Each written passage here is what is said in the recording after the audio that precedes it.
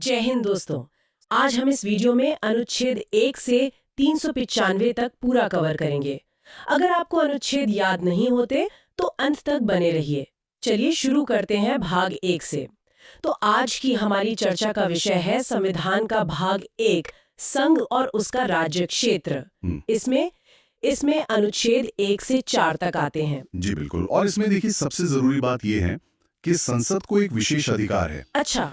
हाँ, वो ये कि राष्ट्रपति की पूर्व अनुमति पर संसद किसी भी विदेशी राज्य को भारत में मिला सकती है। चलिए तो फिर एक एक करके अनुच्छेदों को देखते हैं। अनुच्छेद 1 क्या कहता है? अनुच्छेद 1 कहता है इंडिया अर्थात भारत राज्यों का संघ है, मतलब यूनियन ऑफ स्टेट्स। राज्यों का संघ। जी। इसके बाद आता है अनुच्छेद 2 जो नए राज्यों के निर्माण से संबंधित है, और अनुच्छेद 3 वो संसद को कुछ खास शक्तियां देता है। क्या शक्तियां हैं वो? देखिए, अनुच्छेद 3 के तहत संसद किसी भी राज्य की मतलब उसकी सीमा में परिवर्तन कर सकती है। ठीक है। उसके क्षेत्र में परिवर्तन कर सकती है और उसके नाम में भी परिवर्तन कर सकती है। अच्छा, और फिर अनुच्छेद 4 उसका क्या महत्व है? अनुच्छेद 4 बहुत जरूरी है। वो ये साफ करता है कि अनुच्छेद 2 और 3 के तहत जो भी संशोधन होगा, हाँ। उसे अनुच्छेद 368 के तहत संविधान संशोधन नहीं माना जाएगा। ये एक बहुत ही महत्वपूर्ण बिंदु है, मतलब इसे साधारण बहुमत से किया जा सकता है। ठीक है, ये तो हुआ भाग 1। अब आगे बढ़ते हैं भाग 2 की ओर, जो नागरिकता यानी सिटीजनशिप से जुड़ा है। जी, इसमें अनुच्छेद 5 से 11 तक आते हैं। तो अनुच्छेद 5 क्या कहता है? अनुच्छेद 5 में संविधान के प्रारंभ से जो नागरिकता दी गई है उसका प्रावधान है। और यहाँ एक बात जानना बहुत जरूरी है। क्या? कि हमारे देश में एकहरी नागरिकता है, सिंगल सिटीजनशिप, और ये हमने ब्रिटेन से लिया है। अच्छा, इसका मतलब हम सिर्फ भारत के नागरिक हैं, किसी राज्य विशेष के नहीं, है ना? एकदम सही। अमेरिका की तरह नहीं, वहाँ तो दोहरी नागरिकता है। और भारत में? नागरिकता से संबंधित कोई भी कानून बनाने का अधिकार सिर्फ और सिर्फ संसद के पास है। तो पहला कानून कब बना था? पहली बार कानून बना था 1955 में, जिसे हम नागरिकता अधिनियम 1955 कहते हैं। और नागरिकता का जो पंजीकरण है वो गृह मंत्रालय में होता है। अब बात करते हैं अनुच्छेद 6 की। ये परमिट रूल के बारे में है, ये क्या था? हाँ, ये असल में पाकिस्तान से भारत आए लोगों की नागरिकता से जुड़ा है। ये 19 जुलाई 1948 को लागू हुआ था। अच्छा। इसके तहत मतलब ये व्यवस्था थी कि जो लोग संविधान बनने के बाद आएंगे उन्हें नागरिकता नहीं मिलेगी। एक कट ऑफ डेट थी। और अनुच्छेद 7? वो उन लोगों के लिए था जो स्वतंत्रता के बाद भारत से पाकिस्तान चले गए, लेकिन संविधान बनने से पहले लौट आए। उन्हें नागरिकता देने की बात कही गई। ठीक है। अनुच्छेद 8, 9 और 10 तो काफी सीधे लगते हैं। 8 कहता है कि विदेशी भ्रमण या नौकरी करने पर नागरिकता खत्म नहीं होगी। जी। और अनुच्छेद 9 कहता है कि अगर कोई व्यक्ति स्वेच्छा से किसी विदेशी देश की नागरिकता ले लेता है तो उसकी भारत की नागरिकता समाप्त कर दी जाएगी। मतलब एक समय पर एक ही नागरिकता। बिल्कुल। और अनुच्छेद 10 के अनुसार भारतीयों की नागरिकता तब तक बनी रहेगी जब तक कि वो कोई देश विरोधी कार्य ना करें। और आखिर में अनुच्छेद 11 फिर से उसी बात पर जोर देता है। जी, कि नागरिकता संबंधी कानून सिर्फ और सिर्फ संसद ही बनाती है, गृह मंत्रालय इसे लागू करता है। चलिए, तो अब हम संविधान के शायद सबसे महत्वपूर्ण हिस्सों में से एक पर आते हैं, भाग 3, मूल अधिकार, फंडामेंटल राइट्स। हाँ, अनुच्छेद 12 से 35 तक इन्हें भारत का मैग्ना कार्टा भी कहा जाता है। और ये अवधारणा हमने अमेरिका के संविधान से ली है। जी। और ये अधिकार वाद योग्य हैं। इसका मतलब है कि इन्हें संविधान द्वारा संरक्षण प्राप्त है। यानी अगर किसी के मौलिक अधिकारों का हनन होता है तो वो व्यक्ति अनुच्छेद 32 के तहत सीधे सुप्रीम कोर्ट और अनुच्छेद 226 के तहत हाई कोर्ट जा सकता है। ये बहुत बड़ी शक्ति है। अच्छा, मूल संविधान में तो सुना है 7 मौलिक अधिकार थे, पर अब 6 हैं। ये बदलाव कैसे हुआ? बिल्कुल। संपत्ति का अधिकार जो पहले अनुच्छेद 31 में था, उसे 44वें संविधान संशोधन 1978 के द्वारा हटा दिया गया। ओह। अब इसे अनुच्छेद 300 क भाग 12 में रखकर एक विधिक या कानूनी अधिकार बना दिया गया है। उस समय प्रधानमंत्री कौन थे? उस समय प्रधानमंत्री मोरारजी देसाई थे। चलिए अब अनुच्छेदों को क्रम से समझते हैं। अनुच्छेद 12 में क्या है? अनुच्छेद 12 में राज्यों की परिभाषा दी गई है। राज्यों की परिभाषा? मतलब कि ये मौलिक अधिकार किसके खिलाफ मिलते हैं। तो इसमें लोकसभा, राज्यसभा, विधानसभा, Vidhan Parishad, high court, supreme court, यहाँ तक कि LIC, NCERT, SSC जैसी संस्थाएं भी शामिल हैं। अच्छा, और अनुच्छेद 13? अनुच्छेद 13 बहुत ही शक्तिशाली है।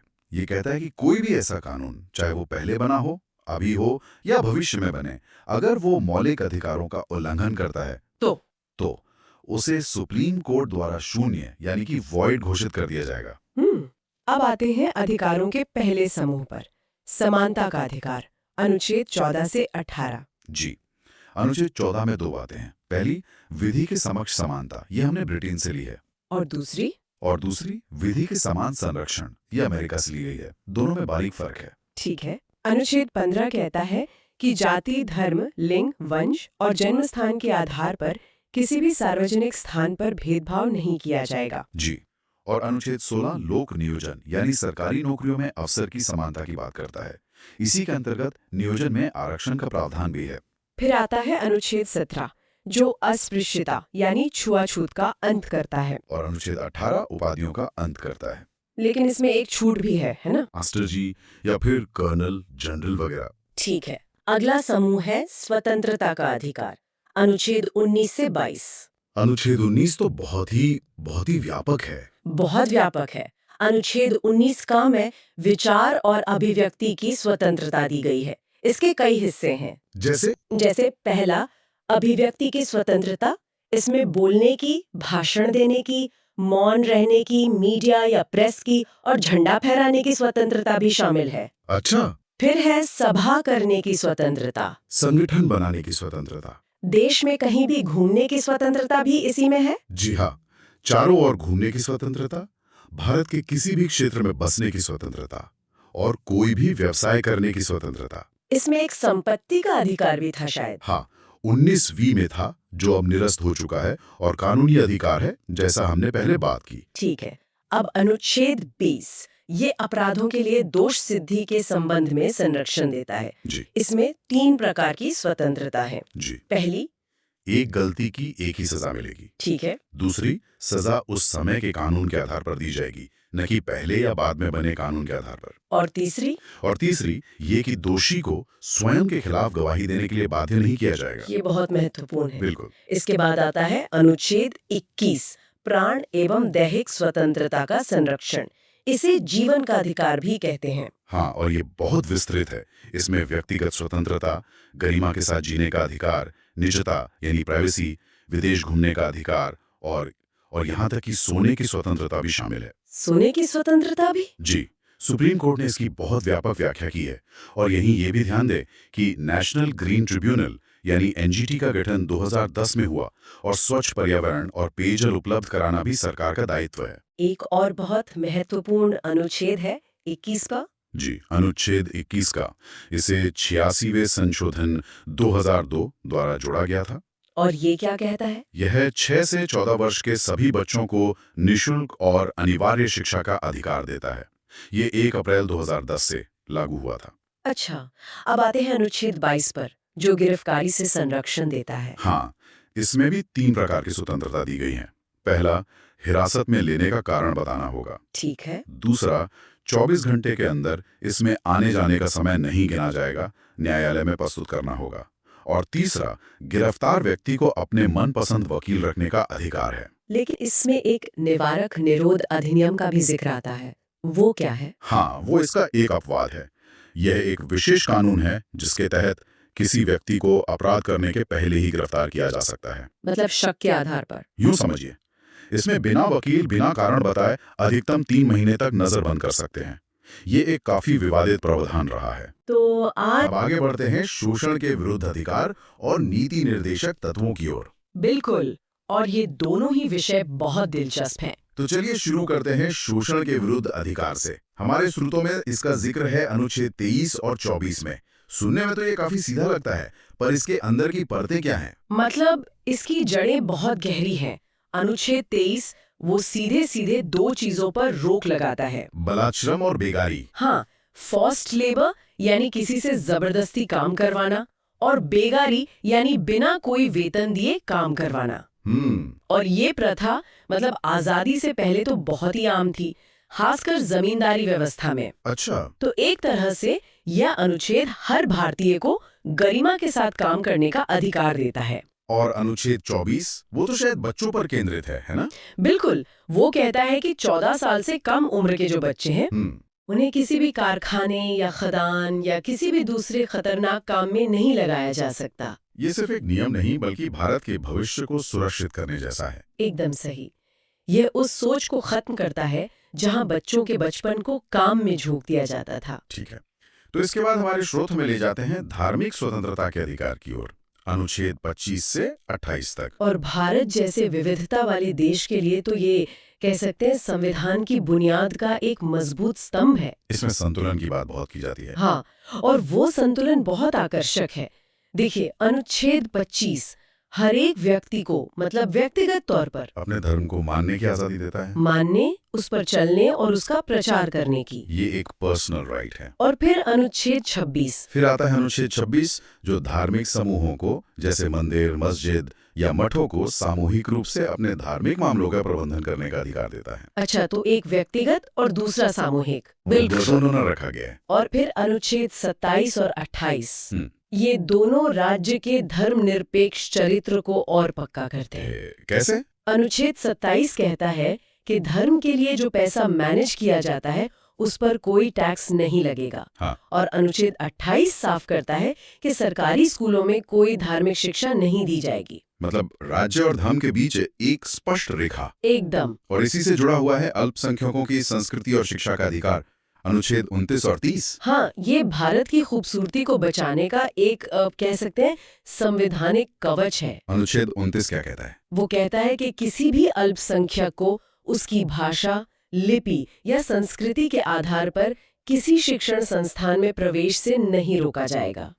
और फिर अनुच्छेद 30 उन्हें अपनी पसंद का शिक्षण संस्थान स्थापित करने का अधिकार देता है। ये तो बहुत बड़ा कदम है विविधता को बनाए रखने के लिए। बिल्कुल, ये एक संदेश है कि भारत में हर संस्कृति का सम्मान है। अब आते हैं एक ऐसे अनुच्छेद पर जो किसी जमाने में काफी चर्चा में था, अनुच्छेद 31, संपत्ति का अधिकार। हाँ, जो अब एक मूल अधिकार नहीं है। यही सवाल है, ये इतना बड़ा बदलाव क्यों और कैसे हुआ? देखिए, ये कोई छोटा मोटा बदलाव नहीं था। इसके पीछे दशकों का एक तरह का संघर्ष था। संघर्ष किसके बीच? सरकार और न्यायपालिका के बीच।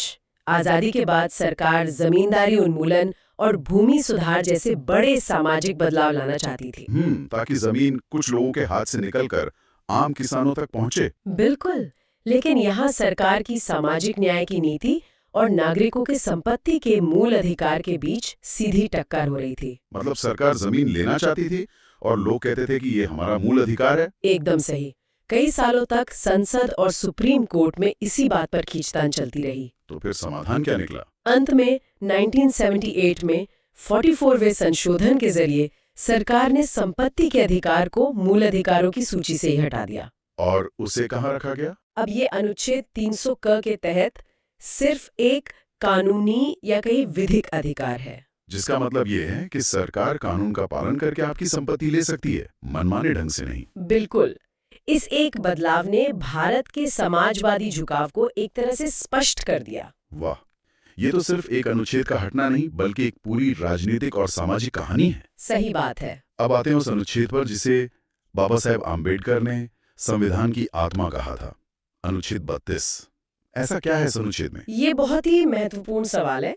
इसे ऐसे समझिए, मान लीजिए आपको बहुत सारे अधिकार दे दिए गए, लेकिन अगर उन अधिकारों के उल्लंघन पर आप कहीं शिकायत ही नहीं कर सकते तो उन अधिकारों का क्या मतलब? वो तो बस कागज पर लिखी अच्छी बातें रह जाएंगी। बिल्कुल, अनुच्छेद 32 इसी समस्या का समाधान है।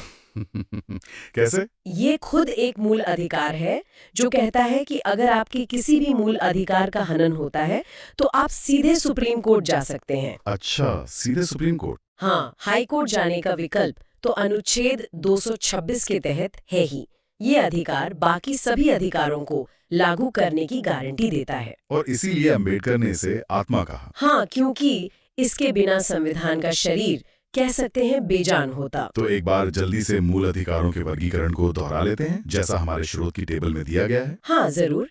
समानता का अधिकार अनुच्छेद 14 से 18, स्वतंत्रता का अधिकार 19 से 22, शोषण के विरुद्ध अधिकार 23-24, धार्मिक स्वतंत्रता का अधिकार 25 से 28, सही। फिर शिक्षा एवं संस्कृति का अधिकार 29-30 और अंत में संवैधानिक उपचारों का अधिकार अनुच्छेद 32। बिल्कुल, और ये भी याद रखना जरूरी है कि ये अधिकार असीमित नहीं है। मतलब इन पर कुछ सीमाएं भी हैं। हाँ, जैसे अनुच्छेद 33 संसद को राष्ट्रीय सुरक्षा के हित में सेना, मीडिया और गुप्तचरों के मूल अधिकारों को सीमित करने की शक्ति देता है। और अनुच्छेद 34 उसके तहत भारत के किसी भी क्षेत्र में सेना का कानून यानी मार्शल लॉ लागू किया जा सकता है। ठीक है, तो ये था भाग 3। अब हम संविधान के एक बिल्कुल अलग हिस्से की तरफ बढ़ते हैं, जहां अधिकार नहीं बल्कि निर्देश हैं। सही पकड़ा। भाग 4 यानी राज्य के नीति निर्देशक तत्व, अनुच्छेद 36 से 51 तक। हाँ, जिन्हें डीपीएसपी भी कहते हैं, और ये आयरलैंड के संविधान से लिए गए हैं। और इनका उद्देश्य क्या है? इनका मुख्य उद्देश्य है भारत में सामाजिक और आर्थिक लोकतंत्र की स्थापना करना, एक लोक कल्याणकारी राज्य बनाना। लेकिन यहाँ एक महत्वपूर्ण सवाल उठता है, अगर ये सरकार के लिए निर्देश हैं और सरकार इन्हें पूरा ना करे तो क्या कोई नागरिक कोर्ट जा सकता है? यही तो सबसे दिलचस्प बात है, और इसका जवाब है नहीं। नहीं, ये वाद योग्य नहीं है। मतलब आप इन्हें लेकर कोर्ट नहीं जा सकते। अच्छा। इसी पर केटी शाह का वो प्रसिद्ध कथन है कि यह एक ऐसा चेक है जो बैंक की मर्जी पर ही भजाया जा सकता है। तो फिर इन्हें संविधान में रखने का मतलब क्या था? ये तो बस एक नैतिक मार्गदर्शन की तरह हो गए। बिल्कुल, ये एक नैतिक जिम्मेदारी है, और लोकतंत्र में हर 5 साल में जनता की अदालत तो लगती ही है ना? सही बात। अगर सरकार इन लक्ष्यों पर काम नहीं करती तो जनता उसे चुनाव में सबक सिखा सकती है। तो चलिए कुछ प्रमुख निर्देशक तत्वों को देखते हैं। अनुच्छेद 38 लोक कल्याणकारी राज्य की बात करता है। हाँ, और अनुच्छेद 39 में समान कार्य के लिए समान वेतन का सिद्धांत है। और इसी में बाद में 42वें संशोधन से अनुच्छेद 39 क जोड़ा गया। 39 का? हाँ, 39 का, जो निःशुल्क विधिक सहायता का प्रावधान करता है कि न्याय सबके लिए सुलभ हो। बिल्कुल। अनुच्छेद 40 तो बहुत ही प्रसिद्ध है, पंचायती राज का गठन। हाँ, ये गांधीवादी विचारधारा का प्रतीक है। और अनुच्छेद 44 भी आजकल बहुत चर्चा में है, समान सिविल संहिता, यूनिफॉर्म सिविल कोड। हाँ, काफी चर्चा में है। हमारे स्रोत बताते हैं कि ये सबसे पहले गोवा में और उसके बाद उत्तराखंड में लागू हुआ। और ये विवादास्पद इसलिए है क्योंकि इसका लक्ष्य है कि शादी, तलाक जैसे मामलों में सभी धर्मों के लिए एक जैसा कानून हो, जिससे इसकी टक्कर धार्मिक स्वतंत्रता के अधिकार से होती है। एकदम। बच्चों की शिक्षा से जुड़ा एक और महत्वपूर्ण अनुच्छेद है 45। हाँ, ये 6 वर्ष से कम आयु के बच्चों के लिए निःशुल्क शिक्षा, पोषाहार और स्वास्थ्य देखभाल का प्रावधान करता है। और भी कई महत्वपूर्ण निर्देश हैं, जैसे अनुच्छेद 47। हाँ, अनुच्छेद 47 पोषाहार स्तर को ऊंचा करने और शराब जैसे नशीले पदार्थों पर रोक की बात करता है। अच्छा, और अनुच्छेद 48? वो कृषि और पशुपालन को बढ़ावा देने के साथ साथ दुधारू पशुओं की हत्या पर रोक की बात करता है। पर्यावरण संरक्षण भी इसमें शामिल है। हाँ, वो बाद में जोड़ा गया। अनुच्छेद 48 क में वन, पर्यावरण और वन्य जीवों के संरक्षण की बात है। और भी हैं? हाँ, अनुच्छेद 49 राष्ट्रीय स्मारकों की सुरक्षा की बात करता है। अनुच्छेद 50 कार्यपालिका और न्यायपालिका के पृथक्करण की, और अनुच्छेद 51 अंतर्राष्ट्रीय शांति को बढ़ावा देने का निर्देश देता है। तो ये थे राज्य के नीति निर्देशक तत्व। अब अंत में आते हैं भाग 4 क पर, मौलिक कर्तव्य, फंडामेंटल ड्यूटीज। एक दिलचस्प बात यह है कि ये मूल संविधान का हिस्सा नहीं थे। इन्हें बाद में जोड़ा गया। हाँ, 1976 में 42वें संशोधन के माध्यम से सरदार स्वर्ण सिंह समिति की सिफारिश पर। और इसका स्रोत रूस था, उस समय का सोवियत संघ। हाँ, तो शुरुआत में कितने कर्तव्य थे? मूल संविधान में तो 0 थे। 1976 में 10 कर्तव्य जोड़े गए। और वर्तमान में कुल 11 हैं। 11वां कर्तव्य जो शिक्षा से संबंधित है वो 2002 में 86वें संशोधन द्वारा जोड़ा गया। और क्या ये भी राज्य के नीति निर्देशक तत्वों की तरह वाद योग्य नहीं है? बिल्कुल, इन्हें भी न्यायालय द्वारा लागू नहीं कराया जा सकता। इन्हें प्रभावी बनाने के लिए 1993 में J.S. वर्मा समिति का गठन किया गया था। तो ये एक तरह से नागरिकों के लिए नैतिक दिशा निर्देश है। सही पकड़ा। तो आज की इस चर्चा में हमने मूल अधिकारों को पूरा किया, राज्य के नीति निर्देशक तत्वों को समझा और मौलिक कर्तव्यों पर भी नजर डाली। हाँ, अधिकार, निर्देश और कर्तव्य, इन तीनों के बीच का जो रिश्ता है वो हमने देखा। बहुत भाग 5 संघ संविधान का सबसे बड़ा भाग है। यहाँ हम राष्ट्रपति, उपराष्ट्रपति और संसद को ट्रिक्स के साथ देखेंगे। हाँ, और ये भाग अनुच्छेद 52 से 151 तक फैला है। काफी बड़ा है और ये हमारे देश की केंद्रीय सरकार की मतलब पूरी रूपरेखा तय करता है।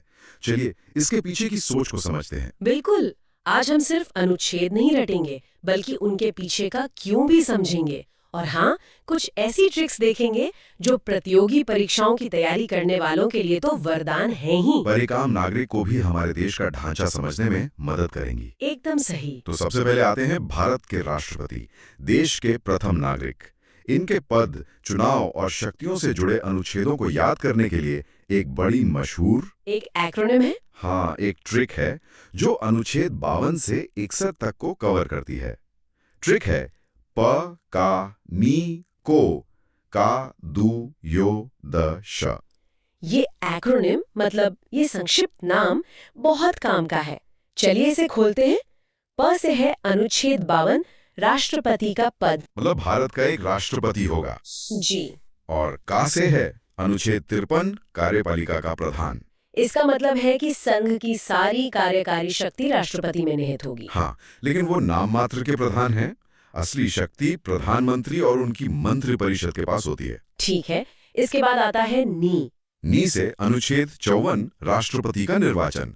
और ये एक बहुत दिलचस्प प्रक्रिया है। हाँ, इसमें कौन कौन वोट डालता है? इसमें लोकसभा, राज्यसभा और सभी राज्यों की विधानसभाओं के केवल निर्वाचित सदस्य ही वोट डालते हैं। अच्छा, तो मनोनीत सदस्य नहीं? जी नहीं, मनोनीत सदस्य यानी नॉमिनेटेड मेंबर्स इसमें हिस्सा नहीं लेते। ये सुनिश्चित करता है कि राष्ट्रपति का चुनाव सीधे तौर पर जनता के चुने हुए प्रतिनिधियों द्वारा हो। और चुनाव जीतने के लिए एक खास कोटा होता है ना? हाँ बिल्कुल, यहीं पर ट्रिक का अगला हिस्सा आता है। को से अनुच्छेद 55, निर्वाचन का कोटा। 50% प्लस 1। सही। यह सिर्फ सबसे ज्यादा वोट पाना नहीं है, बल्कि कुल डाले गए वोटों का 50% प्लस 1 वोट हासिल करना होता है। इससे राष्ट्रपति की वैधता और मजबूती सुनिश्चित होती है। ठीक है, तो राष्ट्रपति चुन लिए गए, अब उनका कार्यकाल। ट्रिक में अगला का इसी के लिए है, अनुच्छेद 56, कार्यकाल, जो कि 5 वर्ष का होता है। और दू से अनुच्छेद 57, जो कहता है कि कोई भी व्यक्ति दोबारा निर्वाचन के लिए पात्र है। भारत में इस पर कोई सीमा नहीं है। अमेरिका की तरह नहीं, जहाँ कोई 2 बार से ज्यादा राष्ट्रपति नहीं बन सकता। बिल्कुल। अब बात करते हैं योग्यता की। राष्ट्रपति बनने के लिए क्या शर्तें हैं? ये ट्रिक के यो से जुड़ा है। हाँ, यो यानी अनुच्छेद 58, योग्यता। इसमें मुख्य बातें हैं, व्यक्ति भारत का नागरिक हो, 35 वर्ष की आयु पूरी कर चुका हो और लोकसभा का सदस्य बनने की योग्यता रखता हो। और एक और महत्वपूर्ण शर्त है जी, 50 प्रस्तावक और 50 अनुमोदक होने चाहिए। ये इसलिए ताकि केवल गंभीर उम्मीदवार ही चुनाव में खड़े हों। सही बात है। और ट्रिक के आखिर में है द, श, म। इनका क्या मतलब है? द से है अनुच्छेद 59, दशाएं या शर्तें, जैसे कि वो किसी लाभ के पद पर न हो या पागल या दिवालिया घोषित न हो। और श से अनुच्छेद 60, शपथ, जो उन्हें भारत के मुख्य न्यायाधीश यानी चीफ जस्टिस ऑफ इंडिया दिलवाते हैं। और सबसे महत्वपूर्ण म से अनुच्छेद 61, महाभियोग, इम्पीचमेंट। हाँ, इम्पीचमेंट। महाभियोग को एक बहुत जटिल प्रक्रिया कहा जाता है, ऐसा क्यों है? यह प्रक्रिया इतनी जटिल इसलिए बनाई गई है ताकि देश के सर्वोच्च पद को किसी राजनीतिक कारण से आसानी से अस्थिर न किया जा सके। राष्ट्रपति को हटाने के लिए संसद के दोनों सदनों में 2/3 जैसे भारी बहुमत की जरूरत होती है, जो हासिल करना बहुत मुश्किल है। बहुत मुश्किल।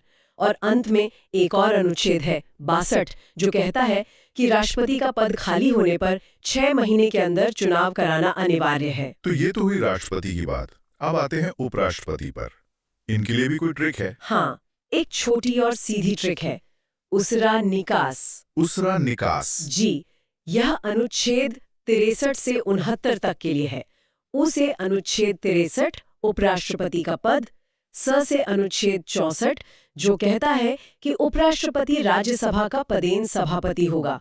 असल में यही उनका मुख्य काम है। और रा से? रा से है अनुच्छेद 65, इसका मतलब है कि अगर राष्ट्रपति का पद किसी कारण से खाली हो तो उपराष्ट्रपति एक कार्यवाहक राष्ट्रपति के तौर पर काम करेंगे। यहाँ मुझे एक सवाल पूछना है, उपराष्ट्रपति के चुनाव में कौन वोट देता है? क्या ये राष्ट्रपति चुनाव जैसा ही है? यह एक बहुत अच्छा सवाल है और यही एक बड़ा अंतर है। ट्रिक में नी से है अनुच्छेद 66 निर्वाचन। अच्छा। इसमें लोकसभा और राज्यसभा के सभी सदस्य यानी निर्वाचित और मनोनीत दोनों भाग लेते हैं। विधानसभा के सदस्य इसमें वोट नहीं करते। इसके पीछे कोई तर्क है? हाँ, तर्क यह है कि चूंकि उपराष्ट्रपति का मुख्य काम राज्यसभा की अध्यक्षता करना है, इसलिए केंद्रीय विधायिका के सदस्य ही उन्हें चुनते हैं। ये तो बहुत तार्किक बात हुई। ट्रिक में आगे का और सा है।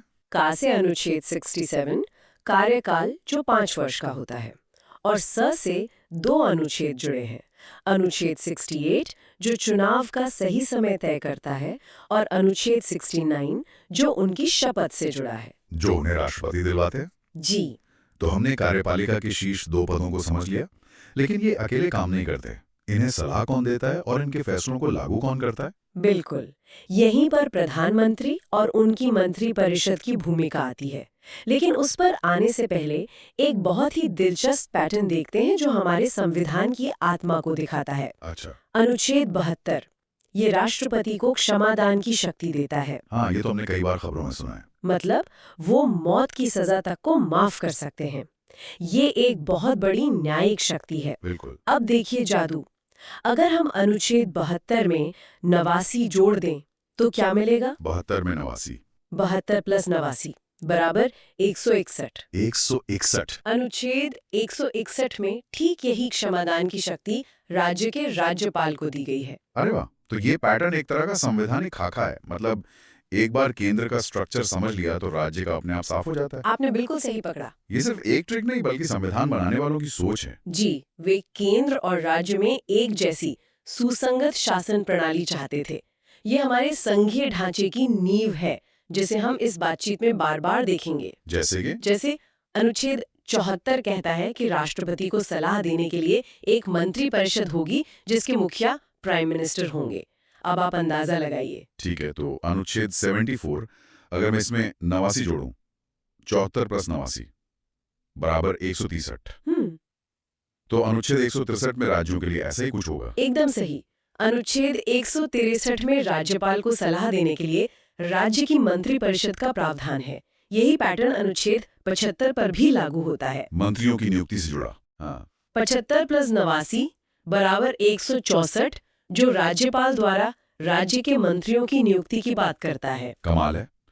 इसी कड़ी में एक और महत्वपूर्ण पद आता है महान्यायवादी यानी अटॉर्नी जनरल का। हाँ, अनुच्छेद 76 ये देश के सबसे बड़े कानून अधिकारी होते हैं जो सरकार को कानूनी मामलों पर सलाह देते हैं। इनकी नियुक्ति राष्ट्रपति करते हैं। जी, और ये राष्ट्रपति के प्रसाद पर्यंत ही अपने पद पर रहते हैं। मतलब इनका कोई निश्चित कार्यकाल नहीं होता। मैंने सुना है कि इनके पास एक अनोखी शक्ति होती है। वो संसद का हिस्सा न होते हुए भी वहां की कार्यवाही में भाग ले सकते हैं। ये बात अनुच्छेद 88 में कही गई है। ये थोड़ा अजीब है ना? अजीब लगता है, लेकिन इसका उद्देश्य ये है कि जब भी संसद में किसी कानूनी या तकनीकी बिल पर चर्चा हो तो सरकार का पक्ष रखने के लिए देश का सबसे बड़ा कानूनी दिमाग वहां मौजूद हो। मतलब वे बोल सकते हैं, बहस में हिस्सा ले सकते हैं। जी, लेकिन वोट नहीं कर सकते क्योंकि वे जनता के चुने हुए प्रतिनिधि नहीं हैं। और मैं शर्त लगा सकता हूँ कि यहाँ भी प्लस 89 वाला पैटर्न काम करता होगा। आपकी शर्त आप जीत गए। 76 प्लस 89 बराबर 165। 165। अनुच्छेद 165 में राज्य के महाधिवक्ता यानी एडवोकेट जनरल का प्रावधान है। वही भूमिका, वही शक्तियां, बस राज्य के स्तर पर। तो अब तक हमने कार्यपालिका को समझा, अब आते हैं विधायिका पर, यानी हमारी संसद, जहां देश के कानून बनते हैं। संसद के लिए भी एक बहुत सरल और प्रसिद्ध ट्रिक है, सरला। सरला? हाँ, ये अनुच्छेद 79, 80 और 81 के लिए है। स से अनुच्छेद 79 संसद जो राष्ट्रपति, राज्यसभा और लोकसभा से मिलकर बनती है। रे से राज्यसभा। अनुच्छेद 80 राज्यसभा हमारा उच्च सदन और ला से अनुच्छेद 81 लोकसभा यानी निम्न सदन। और मुझे लगता है कि केंद्र और राज्य की समानता वाला पैटर्न यहाँ भी लागू होता होगा। बिल्कुल। आप कोशिश कीजिए, अनुच्छेद 79 में 89 जोड़कर देखिए। ठीक है, 79 + 89 बराबर 168। ये राज्य के विधानमंडल का अनुच्छेद होगा। सही। और अनुच्छेद 80 यानी राज्यसभा में 89 जोड़ें तो 80 + 89 बराबर 169। ये विधान परिषद के बारे में होगा शायद। बहुत बढ़िया। और आखिरी अनुच्छेद 81 लोकसभा में 89 जोड़ने पर मिलता है 81 + 89 बराबर 170। जो विधानसभा की गठन की बात करता है। जी, ये पैटर्न कितना सुंदर और तार्किक है। तो संसद बन गई। अब ये काम कैसे करती है? सत्र कौन बुलाता है? ये शक्ति अनुच्छेद 85 के तहत राष्ट्रपति के पास है। वही संसद का सत्र बुलाते हैं, सत्रावसान करते हैं और प्रधानमंत्री की सलाह पर लोकसभा को भंग भी कर सकते हैं। लेकिन सदन की कार्यवाही शुरू करने के लिए एक न्यूनतम उपस्थिति जरूरी है। हाँ, जिसे कोरम कहते हैं। कोरम, सही। अनुच्छेद 100 में गणपूर्ति या कोरम का जिक्र है। ये वैसा ही है जैसे किसी क्लास को शुरू करने के लिए कम से कम कुछ छात्रों का होना जरूरी है, ताकि कुछ गिने चुने सदस्य ही मिलकर देश के लिए कोई बड़ा फैसला ना ले लें। बिल्कुल। ये संख्या कुल सदस्यों का 110 होती है। मतलब लोकसभा के लिए लगभग 55 और राज्यसभा के लिए 25 सदस्य। ठीक है, तो संसद का सत्र शुरू हो गया, कोरम भी पूरा है। अब कानून कैसे बनता है? मान लीजिए किसी बिल पर लोकसभा और राज्यसभा में सहमति नहीं बन पा रही, तब क्या होता है? ऐसी स्थिति के लिए संविधान में एक रास्ता है, अनुच्छेद 108 संयुक्त अधिवेशन, जॉइंट सेशन। जी, राष्ट्रपति दोनों सदनों की एक साथ बैठक बुलाते हैं, जिसकी अध्यक्षता लोकसभा के स्पीकर करते हैं। क्योंकि लोकसभा में सदस्य संख्या ज्यादा है, तो आमतौर पर फैसला उसी के पक्ष में जाता है। सही। और मैंने धन विधेयक यानी मनी बिल के बारे में भी सुना है, जिसे लेकर राज्यसभा की शक्तियां बहुत सीमित है। हाँ, अनुच्छेद 110 धन विधेयक को परिभाषित करता है। ये सरकार के खर्चों और टैक्स से जुड़ा होता है। इसे केवल लोकसभा में ही पेश किया जा सकता है। और राज्यसभा इसे सिर्फ 14 दिनों तक रोक सकती है। पास हो जाता है तो वो राष्ट्रपति के पास जाता है। उनके पास क्या विकल्प होता है? अनुच्छेद 111 राष्ट्रपति को किसी विधेयक पर अनुमति देने की शक्ति देता है, जिसे हम वीटो पावर भी कहते हैं। वे बिल को मंजूरी दे सकते हैं, उसे रोक सकते हैं या फिर पुनर्विचार के लिए संसद को वापस भेज सकते हैं। और यहाँ भी हमारा +89 का नियम काम करता है। 111 + 89 बराबर 200। अनुच्छेद 200 राज्यपाल को राज्य के विधेयकों पर अनुमति देने की शक्ति देता है। अब बात करते हैं बजट की। मजेदार बात यह है कि हमारे संविधान में बजट शब्द है ही नहीं। ये सच है। अनुच्छेद 112 में इसे वार्षिक वित्तीय विवरण या एनुअल फाइनेंशियल स्टेटमेंट कहा गया है। ये सरकार की साल भर की आमदनी और खर्चों का लेखा जोखा होता है। यहाँ पैटर्न में कोई बदलाव है? हाँ, एक छोटा सा बदलाव है। राज्य के बजट के लिए हम 89 की जगह 90 जोड़ते हैं। अच्छा। 112 + 90 बराबर 202, जो राज्य के बजट का प्रावधान करता है। और इस पूरी चर्चा के अंत में एक बहुत शक्तिशाली अनुच्छेद आता है, 123, राष्ट्रपति की अध्यादेश जारी करने की शक्ति। ये क्या है? अध्यादेश या ऑर्डिनेंस एक तरह का अस्थायी कानून होता है। अस्थायी? हाँ, ये तब इस्तेमाल होता है जब संसद सत्र में न हो और किसी कानून की तत्काल जरूरत पड़ जाए, तो राष्ट्रपति मंत्रिपरिषद की सलाह पर एक अध्यादेश जारी कर सकते हैं, जिसकी शक्ति संसद के कानून के बराबर होती है। इसे याद रखने की भी कोई ट्रिक है? हाँ, एक बहुत मजेदार ट्रिक है। अनुच्छेद है 123। अगर हम इसके अंकों की जगह बदल दें, मतलब 2 को पहले ले आए, तो ये बन जाता है 213। और अनुच्छेद 213 में राज्यपाल की अध्यादेश जारी करने की शक्ति है। तो हमने भाग 5 के एक बड़े हिस्से को कवर किया, राष्ट्रपति से लेकर संसद की शक्तियों तक, और इन आसान ट्रिक्स और पैटर्न के साथ जो इन्हें समझने में वाकई मदद करते हैं। हम देखेंगे सुप्रीम कोर्ट, सीएजी और फिर चलेंगे राज्यों की तरफ। यहाँ राज्यपाल और हाई कोर्ट के लिए बहुत शानदार ट्रिक्स हैं। चलिए तो इस चर्चा को शुरू करते हैं। हम सबसे पहले देश की सर्वोच्च न्यायपालिका यानी कि सुप्रीम कोर्ट, उससे जुड़े महत्वपूर्ण अनुच्छेदों को समझेंगे। और इसमें एक बहुत दिलचस्प ट्रिक भी है जो सुप्रीम कोर्ट और हाई कोर्ट के गठन के अनुच्छेद को याद रखने में मदद करेगी, जो अक्सर एग्जाम्स में पूछा जाता है। बिल्कुल, ये अनुच्छेद सिर्फ नंबर नहीं है, ये हमारे लोकतंत्र की, आप कह सकते हैं, नींव के पत्थर हैं, और इन्हें समझना खासकर कॉम्पिटिटिव एग्जाम्स के लिहाज से बहुत जरूरी है। हम कोशिश करेंगे कि सिर्फ क्या है ये ना बताएं, बल्कि ये क्यों है इस पर भी थोड़ी बात करें। तो चलिए इसे खोलकर देखते हैं। शुरुआत करते हैं अनुच्छेद 124 से। ये सुप्रीम कोर्ट की स्थापना और गठन के बारे में है। एक तरह से ये सुप्रीम कोर्ट का जन्म प्रमाण पत्र है। और यहीं पर वो ट्रिक आती है जिसकी मैं बात कर रहा था। देखिए, अनुच्छेद है 124। अगर हम इसके अंकों को थोड़ा फेरबदल करें तो 124 से बनता है 214। और अनुच्छेद 214 राज्यों के लिए हाई कोर्ट के गठन से संबंधित है। मतलब एक अनुच्छेद याद किया तो दूसरा मुफ्त में याद हो गया। ये तो याद रखने का एक बहुत ही शानदार तरीका है और ये दिखाता है कि संविधान बनाने वालों ने भी एक तार्किक संरचना का पालन किया है। केंद्र और राज्य की संस्थाओं में अक्सर ऐसी समानताएं देखने को मिल ही जाती हैं। अच्छा, स्थापना के बाद आता है अनुच्छेद 125, जिसमें जजों के वेतन के बारे में बताया गया है। ये सुनने में तो बड़ा सीधा साधा लगता है, पर क्या इसके पीछे भी कोई गहरा मतलब है?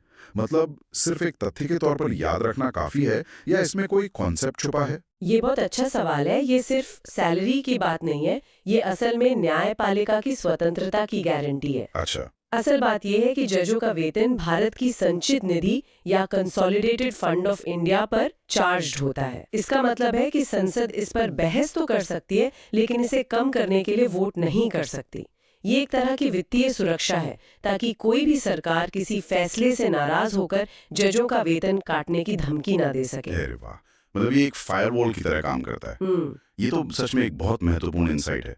अब अगले दो अनुच्छेद हैं 126 और 127, जो कार्यकारी मुख्य न्यायाधीश और एडॉक न्यायाधीशों की नियुक्ति से जुड़े हैं। ये तो मतलब प्रक्रियात्मक लगते हैं। हाँ, ये ऑपरेशनल अनुच्छेद है। एडहॉक यानी तदर्थ न्यायाधीशों की नियुक्ति तब की जाती है जब सुप्रीम कोर्ट में किसी केस को सुनने के लिए जजों का कोरम पूरा नहीं हो रहा हो। ये बस ये सुनिश्चित करता है कि न्याय का काम रुके नहीं। चलिए अब एक असली पावर हाउस अनुच्छेद पर आते हैं। अनुच्छेद 129।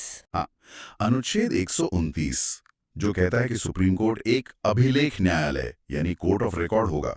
ये सुनने में बहुत टेक्निकल लगता है, इसका आम भाषा में क्या मतलब है? इसे एक मिसाल से समझते हैं।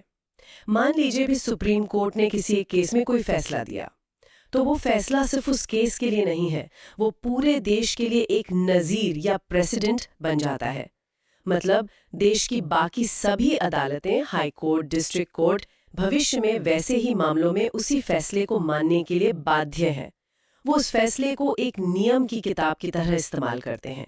कोर्ट ऑफ रिकॉर्ड होने का यही सबसे बड़ा मतलब है। यानी सुप्रीम कोर्ट सिर्फ केस नहीं सुलझाता, वो कानून को स्थापित भी करता है। और इसी अनुच्छेद से कोर्ट को अपनी अवमानना यानी कंटेम्प्ट ऑफ कोर्ट के लिए सजा देने की शक्ति भी मिलती है ना? बिल्कुल। अगर कोई कोर्ट के फैसले की जानबूझकर अवहेलना करता है तो कोर्ट उसे सजा दे सकता है। ये शक्ति कोर्ट की गरिमा और उसके फैसलों का सम्मान सुनिश्चित करने के लिए जरूरी है। इसके बाद कुछ और प्रमुख अनुच्छेद हैं, जैसे अनुच्छेद 130 जो सुप्रीम कोर्ट के स्थान, जो आमतौर पर दिल्ली है, उसकी बात करता है, और अनुच्छेद 131 जो इसकी प्रारंभिक या मूल अधिकारिता के बारे में है। ये मूल अधिकारिता क्या है? ओरिजिनल जुरिस्डिक्शन या मूल अधिकारिता का मतलब है कि कुछ खास तरह के मामले ऐसे होते हैं जिनकी सुनवाई सीधे सुप्रीम कोर्ट में ही शुरू हो सकती है, किसी निचली अदालत में नहीं। जैसे केंद्र सरकार और एक या एक से ज्यादा राज्यों के बीच कोई विवाद हो, या फिर दो या दो से ज्यादा राज्यों के बीच आपस में कोई टकराव हो। ये मामले इतने बड़े और संवेदनशील होते हैं कि उन्हें सुलझाने का अधिकार सिर्फ देश की सर्वोच्च अदालत को ही दिया गया है। समझ गया।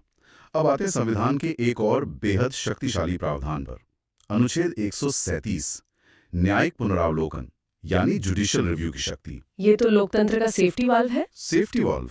हाँ, जुडिशियल रिव्यू का मतलब है कि सुप्रीम कोर्ट संसद द्वारा बनाए गए किसी भी कानून या सरकार द्वारा जारी किए गए किसी भी आदेश की समीक्षा कर सकता है, और अगर कोर्ट को लगता है कि वो कानून या आदेश संविधान के किसी प्रावधान का उल्लंघन कर रहा है, तो वो उसे असंवैधानिक घोषित करके रद्द कर सकता है।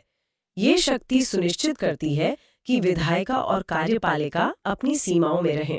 और अनुच्छेद 139 भी रिट निकालने की शक्ति से ही जुड़ा है। हाँ, लेकिन इसमें एक न्यूआंस है। अनुच्छेद 32 के तहत सुप्रीम कोर्ट सिर्फ मौलिक अधिकारों के हनन पर रिट जारी कर सकता है, लेकिन अनुच्छेद 139 संसद को ये शक्ति देता है कि वो कानून बनाकर सुप्रीम कोर्ट को मौलिक अधिकारों के अलावा अन्य मामलों में भी रिट जारी करने का अधिकार दे सके। अच्छा, और आखिर में सुप्रीम कोर्ट से जुड़े दो और अनुच्छेद जो हमेशा याद रखने चाहिए। एक तो है अनुच्छेद 141 जो कहता है कि सुप्रीम कोर्ट का कानून देश की सभी अदालतों पर बाध्यकारी है, और दूसरा अनुच्छेद 143 जिसके तहत राष्ट्रपति सुप्रीम कोर्ट से सलाह ले सकते हैं। इस पर अक्सर सवाल बनता है कि क्या ये सलाह राष्ट्रपति के लिए मानना जरूरी है? नहीं, बिल्कुल नहीं। राष्ट्रपति सलाह मांग तो सकते हैं, लेकिन उस सलाह को मानने के लिए वो बाध्य नहीं है। और इसी तरह सुप्रीम कोर्ट भी सलाह देने के लिए बाध्य नहीं है। हालांकि आमतौर पर वो सलाह देता है, ये एक सलाहकारी अधिकारिता है, बाध्यकारी नहीं। तो ये थी सुप्रीम कोर्ट की कहानी, जो सिर्फ एक अदालत नहीं बल्कि संविधान की संरक्षक है। अब उस संस्था की ओर बढ़ते हैं जो देश के खजाने के संरक्षक है। मेरा मतलब है कंट्रोलर एंड ऑडिटर जनरल, यानी भारत का नियंत्रक एवं महालेखा परीक्षक। जी, कंट्रोलर एंड ऑडिटर जनरल को पब्लिक पर्स का वॉचडॉग भी कहा जाता है। इनका काम ये देखना है कि सरकार ने जो पैसा संसद से मंजूर करवाया, वो सही तरीके से सही जगह पर खर्च हुआ भी या नहीं। इससे जुड़े 3 प्रमुख अनुच्छेद हैं।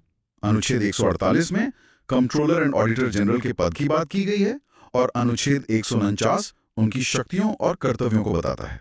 इनकी सबसे बड़ी शक्ति क्या है? इनकी सबसे बड़ी शक्ति है इनका दायरा।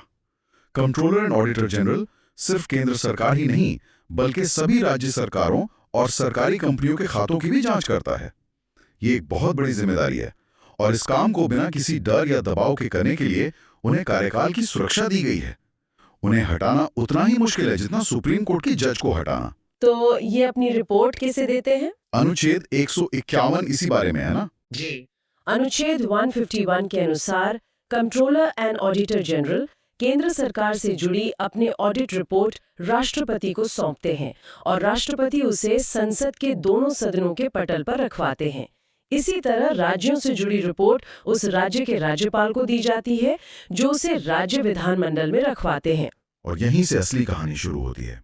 हम अक्सर अखबारों में पढ़ते हैं कि कंट्रोलर एंड ऑडिटर जनरल की रिपोर्ट से कोई घोटाला सामने आया और संसद में हंगामा हो गया। तो क्या कंट्रोलर एंड ऑडिटर जनरल किसी को सजा दे सकता है? नहीं, कंट्रोलर एंड ऑडिटर जनरल का काम सजा देना नहीं है। वो एक ऑडिटर है, प्रोसिक्यूटर नहीं। लेकिन उनकी रिपोर्ट बहुत शक्तिशाली होती है।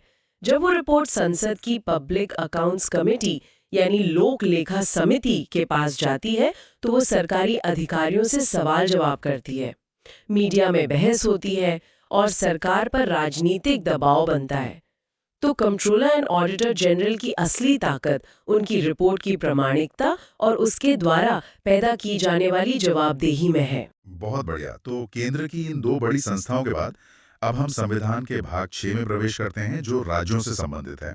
यह अनुच्छेद 152 से 237 तक फैला है। अनुच्छेद 152 में राज्य की परिभाषा दी गई है। और अब आता है वो हिस्सा जहां एक शानदार ट्रिक हमारा काम आसान कर देगी। ये राज्यपाल से संबंधित अनुच्छेदों के लिए है, 153 से 159 तक।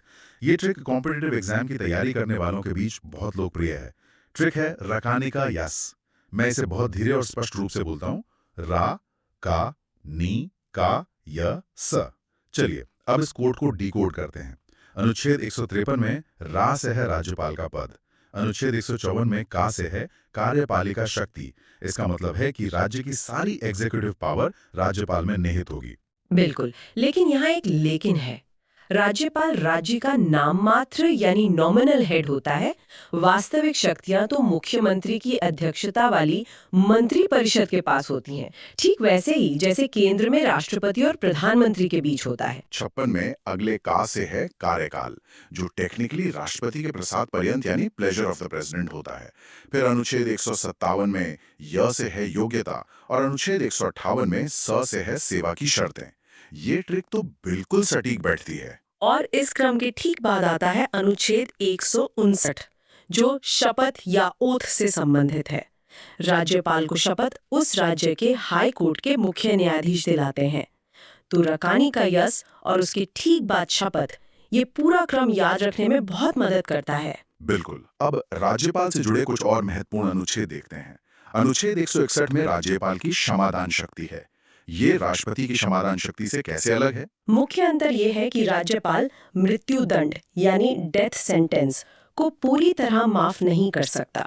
वो उसे सस्पेंड या कम्यूट कर सकता है, लेकिन पार्डन नहीं कर सकता।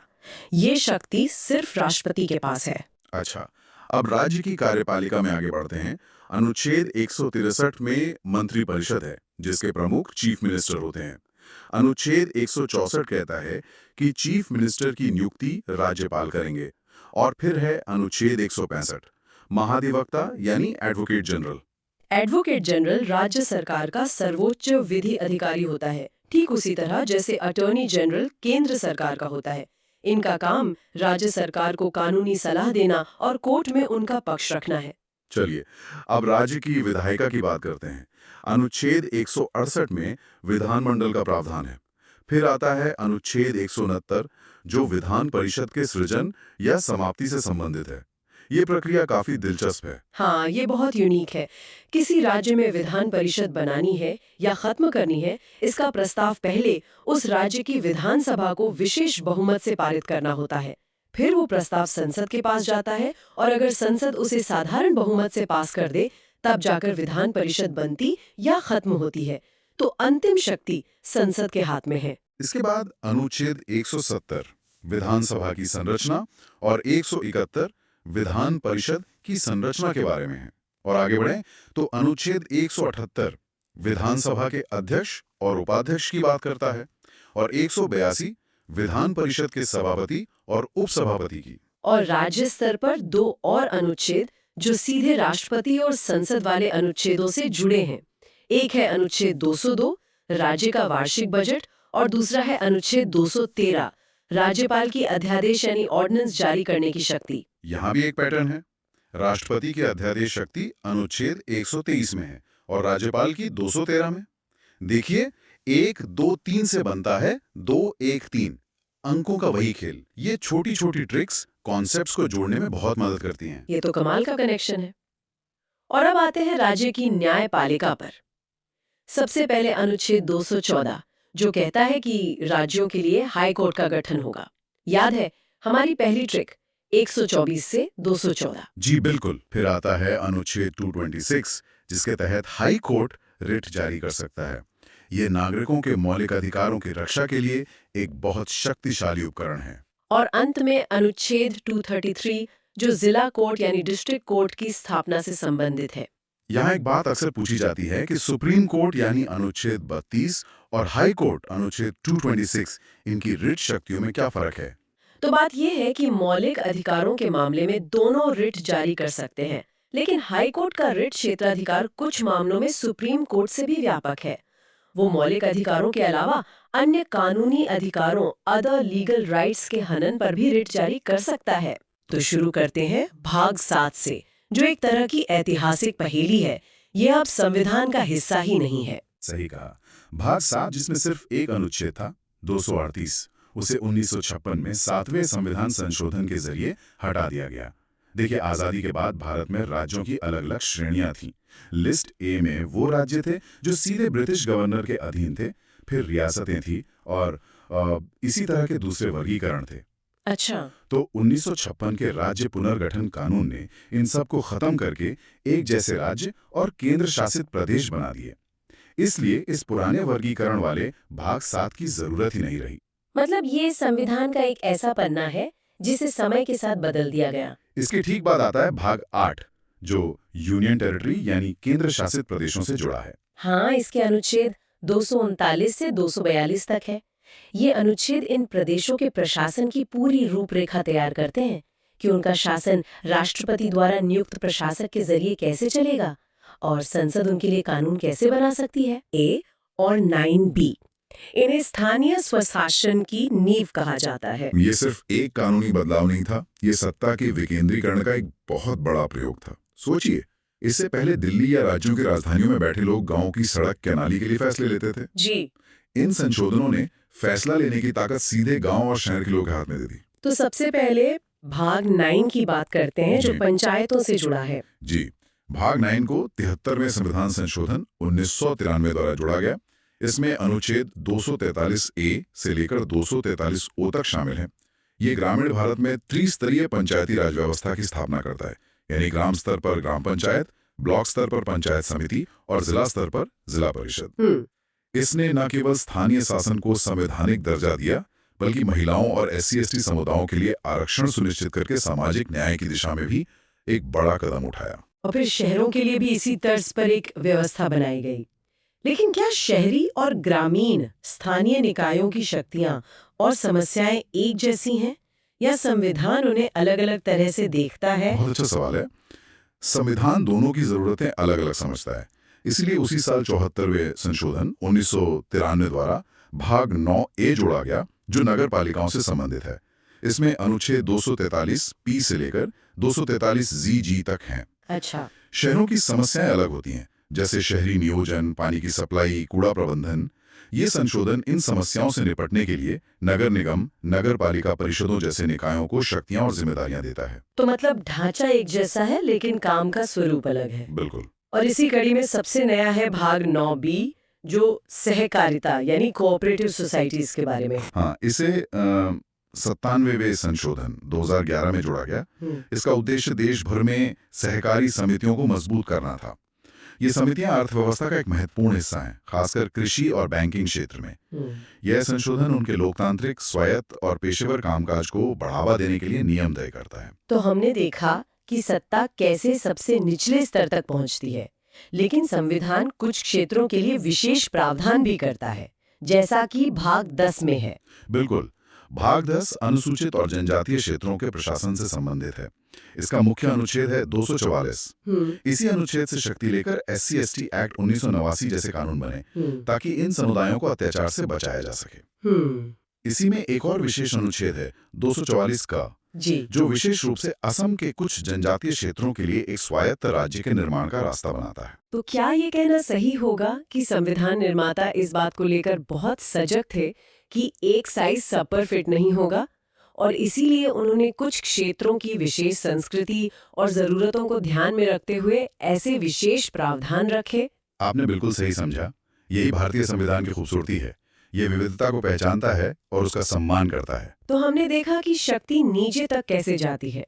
अब उस क्लासिक रस्साकशी पर आते हैं जो हमेशा चलती रहती है, केंद्र और राज्यों के बीच शक्ति का संतुलन। ये भारतीय संघवाद का मूल है। ये हमें भाग 11 में मिलता है, जो अनुच्छेद 245 से 263 तक फैला है।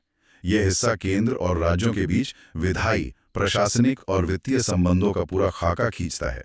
यह तय करता है कि कौन किस विषय पर कानून बना सकता है। इसी में अनुच्छेद 249 बहुत दिलचस्प है, जहां केंद्र राज्य सूची के विषय पर भी कानून बना सकता है।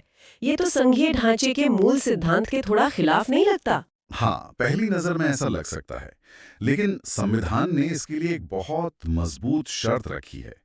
ऐसा तभी हो सकता है जब राज्यसभा, जो कि राज्यों का सदन है, अपने उपस्थित और मतदान करने वाले सदस्यों के 2/3 बहुमत से ये संकल्प पारित करे कि ऐसा करना राष्ट्रीय हित में जरूरी है। अच्छा, तो ये एक तरह का सेफ्टी वॉल्व है। बिल्कुल, ताकि केंद्र मनमाने ढंग से राज्यों के अधिकार क्षेत्र में दखल न दे।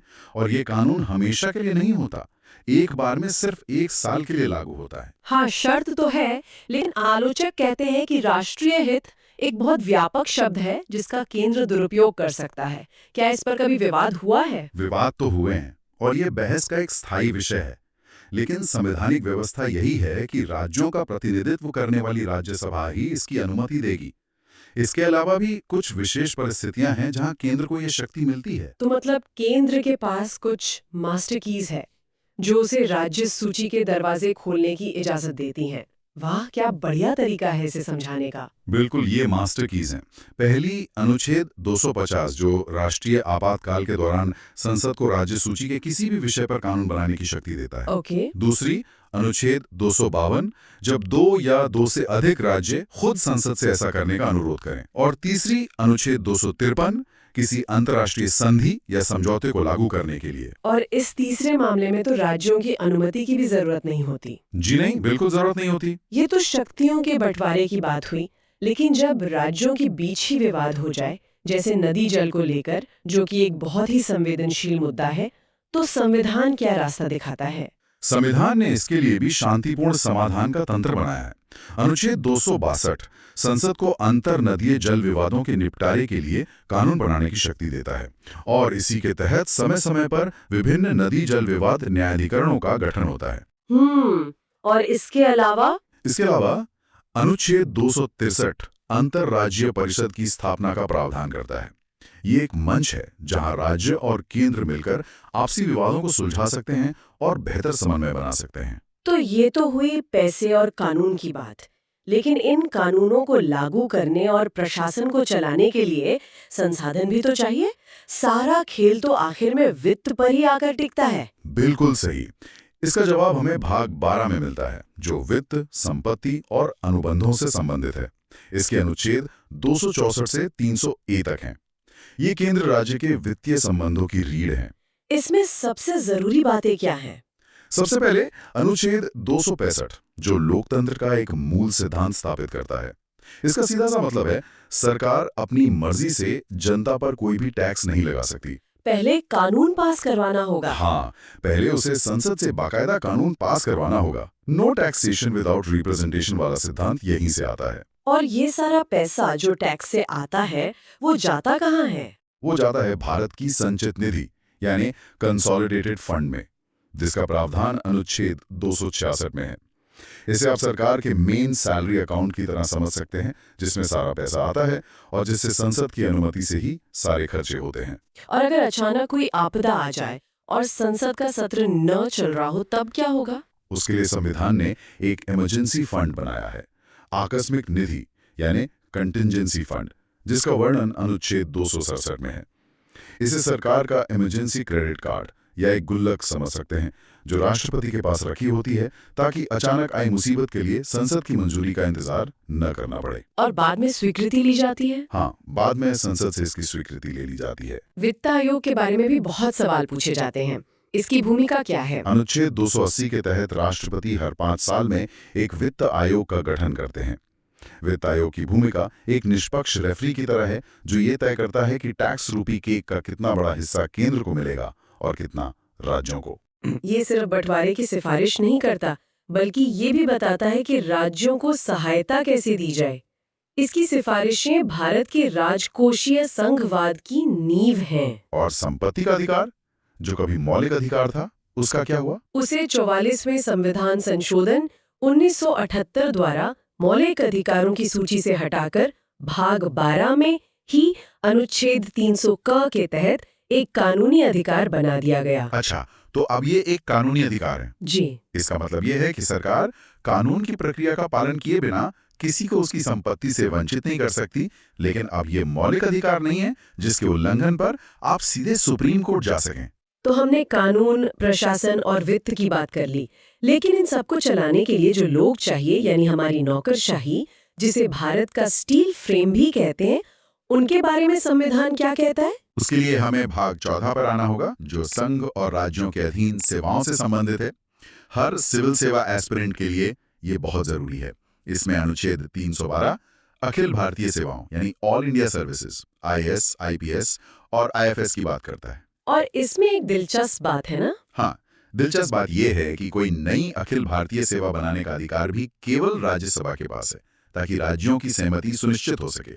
और इन अधिकारियों की भर्ती प्रक्रिया की निष्पक्षता कैसे सुनिश्चित की जाती है? उसके लिए है अनुच्छेद 315। ये संघ के लिए एक संघ लोक सेवा आयोग यानी यूनियन पब्लिक सर्विस कमीशन और हर राज्य के लिए एक राज्य लोक सेवा आयोग के गठन की बात करता है। यही संस्थाएं सरकार के दबाव से मुक्त रहकर योग्यता के आधार पर भर्ती प्रक्रिया सुनिश्चित करती हैं। इसी भाग में एक और हिस्सा बाद में जोड़ा गया, भाग 14 क, जो प्रशासनिक न्यायाधिकरणों यानी ट्रिब्यूनल्स की स्थापना की बात करता है, ताकि सरकारी कर्मचारियों के सेवा संबंधी विवादों का तेजी से निपटारा हो सके। और अंत में वो तंत्र जो इस पूरे लोकतांत्रिक ढांचे को शक्ति देता है, जो सरकारें बनाता और बदलता है, यानी निर्वाचन। हाँ, लोकतंत्र का महापर्व। इसका जिक्र है भाग 15 में अनुच्छेद 324 से 329 तक। ये भारत में स्वतंत्र और निष्पक्ष चुनाव की पूरी व्यवस्था की गारंटी देता है। इसमें 2 अनुच्छेद सबसे महत्वपूर्ण माने जाते हैं। बिल्कुल, इसमें 2 अनुच्छेद सबसे महत्वपूर्ण हैं। कौन कौन से? पहला है अनुच्छेद 324। ये संसद, राज्य विधानमंडलों, राष्ट्रपति और उपराष्ट्रपति के चुनावों के संचालन, निर्देशन और नियंत्रण के लिए एक स्वतंत्र निर्वाचन आयोग के गठन का प्रावधान करता है। यही आयोग है जो ये सुनिश्चित करता है कि चुनाव निष्पक्ष हों।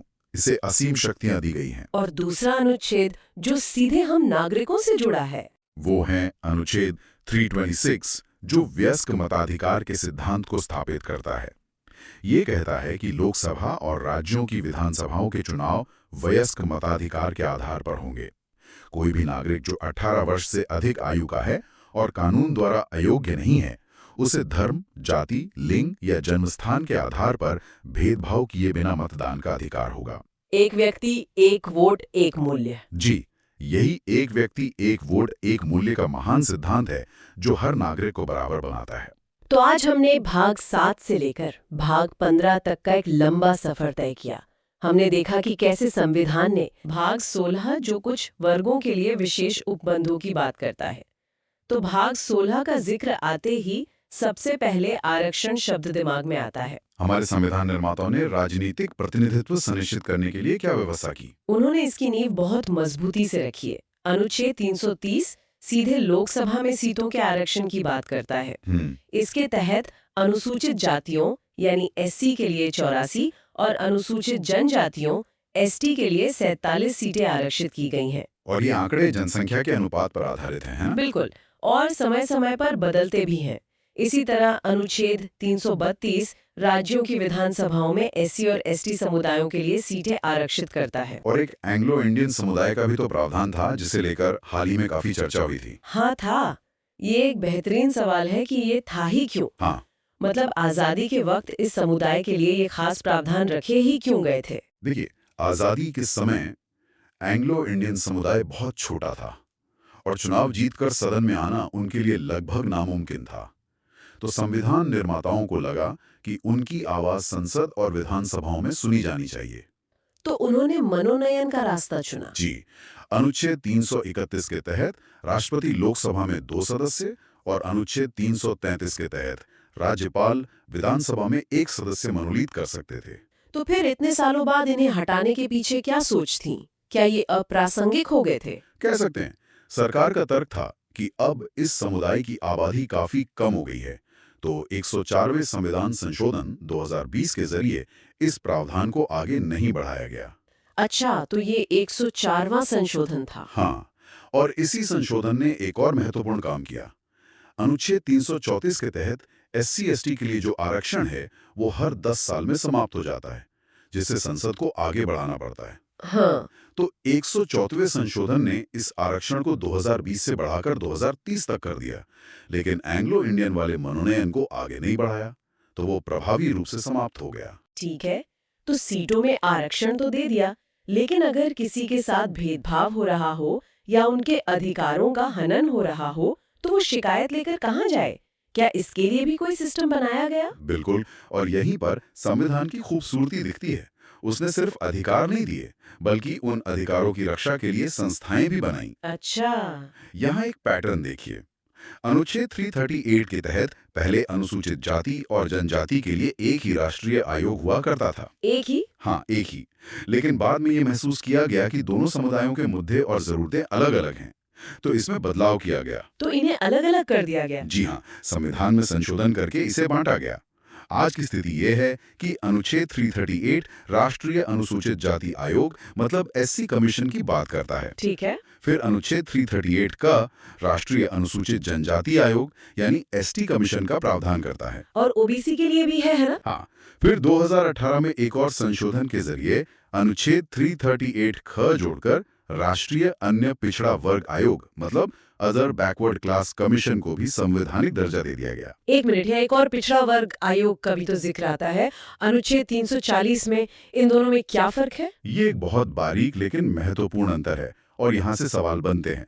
अनुच्छेद 338 ख वाला OBC आयोग एक संवैधानिक निकाय है। संवैधानिक निकाय। जबकि अनुच्छेद 340 राष्ट्रपति को पिछड़े वर्गों की दशा की जांच के लिए एक आयोग नियुक्त करने की शक्ति देता है, जैसे काका कालेलकर या मंडल आयोग बने थे। ये आयोग वैधानिक निकाय होते हैं। संवैधानिक और वैधानिक, आमतौर पर लोग इन शब्दों को एक दूसरे की जगह इस्तेमाल कर लेते हैं। इसका असल मतलब क्या है? और ये फर्क बहुत बड़ा है। संवैधानिक का मतलब है कि उस संस्था की नींव खुद संविधान में है, उसे हटाना या उसकी शक्तियों को कम करना लगभग नामुमकिन है, क्योंकि उसके लिए संविधान संशोधन करना पड़ेगा। अच्छा, जबकि वैधानिक का मतलब है कि उसे संसद ने एक साधारण कानून बनाकर बनाया है, जिसे बदलना या खत्म करना तुलनात्मक रूप से बहुत आसान होता है। समझ गए। और इनकी सिफारिशें भी बाध्यकारी नहीं होती। बिल्कुल, अनुच्छेद 340 के तहत बने आयोग की सिफारिशें सरकार पर बाध्यकारी नहीं होती, वो सिर्फ सलाहकारी होती हैं। ठीक है, तो भाग 16 का अंत कैसे होता है? किसी जाति को एससी या एसटी की सूची में डालने या निकालने का अंतिम अधिकार किसके पास है? ये अधिकार सिर्फ और सिर्फ भारत के राष्ट्रपति के पास है। अनुच्छेद 341 राष्ट्रपति को किसी भी जाति को अनुसूचित जाति घोषित करने की शक्ति देता है और अनुच्छेद 342 यही शक्ति अनुसूचित जनजाति के संदर्भ में देता है। तो समाज के कुछ वर्गों को राजनीतिक प्रतिनिधित्व और संस्थागत सुरक्षा देने के बाद संविधान निर्माताओं के सामने अगली बड़ी चुनौती क्या थी? अगली चुनौती थी संवाद की। इतने बड़े विविध देश में जहां हजारों बोलियों और भाषाएं हैं, वहां सरकार काम किस भाषा में करेगी? देश को जोड़ने वाली भाषा कौन सी होगी? हाँ, ये तो बहुत बड़ा सवाल रहा होगा। और यहीं से शुरू होता है भाग 17 यानी राजभाषा पर चली लंबी और भावनात्मक बहस का नतीजा। और इस बहस का नतीजा क्या निकला? हिंदी को लेकर अक्सर ये भ्रम रहता है कि यह हमारी राष्ट्रभाषा है। संविधान इस पर क्या कहता है? संविधान इस पर बिल्कुल स्पष्ट है। अनुच्छेद 343 कहता है संघ की राजभाषा हिंदी और लिपि देवनागरी होगी। राजभाषा राष्ट्रभाषा नहीं। यही ध्यान देने वाला शब्द है। राजभाषा यानी ऑफिशियल लैंग्वेज, राष्ट्रभाषा यानी नेशनल लैंग्वेज नहीं। हमारे देश की कोई एक राष्ट्रभाषा नहीं है। अच्छा। हिंदी को राजभाषा का दर्जा संविधान सभा ने 14 सितंबर 1949 को दिया था। इसीलिए हम हर साल 14 सितंबर को राष्ट्रीय हिंदी दिवस मनाते हैं। और एक विश्व हिंदी दिवस भी तो होता है जिसको लेकर अक्सर लोग कंफ्यूज हो जाते हैं। सही पकड़ा। विश्व हिंदी दिवस 10 जनवरी को मनाया जाता है। इसका संबंध पहले विश्व हिंदी सम्मेलन से है जो 10 जनवरी 1975 को नागपुर में हुआ था। तो राष्ट्रीय हिंदी दिवस 14 सितंबर और विश्व हिंदी दिवस 10 जनवरी। बिल्कुल। तो क्या संविधान ने सिर्फ केंद्र की भाषा तय की या राज्यों के लिए भी कोई व्यवस्था है? और उन लोगों का क्या जिनकी भाषा हिंदी नहीं है? संविधान ने इस विविधता का पूरा सम्मान किया। अनुच्छेद 345 राज्यों को अपनी एक या एक से अधिक राजभाषा चुनने का अधिकार देता है। इसीलिए आप देखती हैं कि पंजाब में पंजाबी, तमिलनाडु में तमिल और पश्चिम बंगाल में बंगाली आधिकारिक कामकाज की भाषा है। इससे भी आगे जाकर अनुच्छेद 350 का एक बहुत ही प्रगतिशील बात कहता है। ये कहता है कि भाषाई अल्पसंख्यकों को प्राथमिक स्तर पर शिक्षा उनकी अपनी मातृभाषा में देने का पूरा प्रयास किया जाना चाहिए। ये तो सच में बहुत गहरी सोच है। और हिंदी के विकास के लिए भी कोई निर्देश है? हाँ, अनुच्छेद 351 केंद्र सरकार को ये जिम्मेदारी देता है कि वो हिंदी भाषा के विकास और प्रसार के लिए काम करे। साथ ही अनुच्छेद 344 में एक राजभाषा आयोग के गठन का भी प्रावधान है। तो सामाजिक और भाषाई चुनौतियों से निपटने के बाद अब हम एक बहुत ही गंभीर विषय पर आते हैं। तब क्या हो जब देश पर ही कोई संकट आ जाए, युद्ध, विद्रोह या कोई आर्थिक तबाही? बिल्कुल। अब हम बात कर रहे हैं भाग 18 की, यानी आपातकालीन प्रावधानों की।